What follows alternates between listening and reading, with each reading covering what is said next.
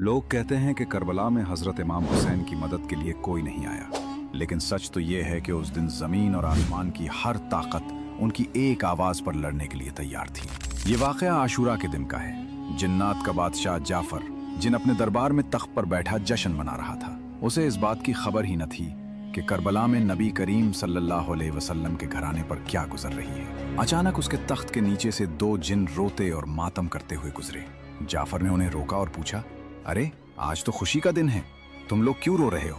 इन जिन्नात ने रोते हुए जवाब दिया, ऐ बादशाह, क्या आपको खबर नहीं? अभी हमारा गुजर करबला की सरजमीन से हुआ है। वहां हमने देखा कि रसूलुल्लाह सल्लल्लाहु अलैहि वसल्लम के प्यारे नवासे हुसैन इब्ने अली खून में लथपथ हैं। उन पर तीरों की बारिश हो रही है और वो सजदे में हैं। ये सुनते ही जाफर जिन के कदमों तले से जमीन निकल गई। उसने फौरन जश्न रोक दिया, सर से ताज उतार फेंका और जंगी लिबास पहन लिया।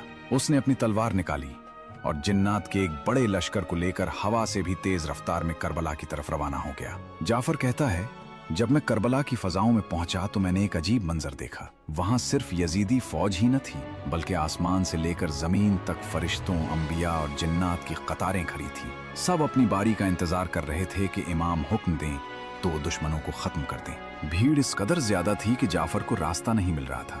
इसी लम्हे इमाम हुसैन रजी अल्लाह अन्हु ने नजर उठाई और फरमाया, जाफर मेरे पास आओ। जाफर जिन रोता हुआ इमाम के कदमों में गिर गया और अर्ज की, आका मेरे पास जिन्नात की बहुत बड़ी फौज है, मुझे इजाजत दें, मैं पलक झपकते ही उन यजीदियों को राख कर दूंगा, उनका नाम और निशान मिटा दूंगा। मगर इमाम हुसैन रजी अल्लाह अन्हु ने निहायत सुकून से फरमाया, नहीं जाफर, रुक जाओ।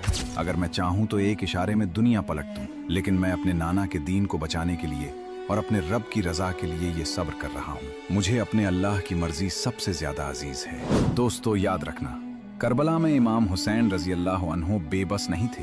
कायनात की हर ताकत उनके इख्तियार में थी, लेकिन उन्होंने तलवार नहीं उठाई ताकि इस्लाम जिंदा रहे। करबला का ये मंजर हमें ये सबक देता है कि असल जीत हथियार की नहीं, बल्कि सब्र और हक की होती है। अगर आपके दिल में भी इमाम हुसैन रजी अल्लाह अन्हु के लिए मोहब्बत है तो कमेंट में या हुसैन जरूर लिखें।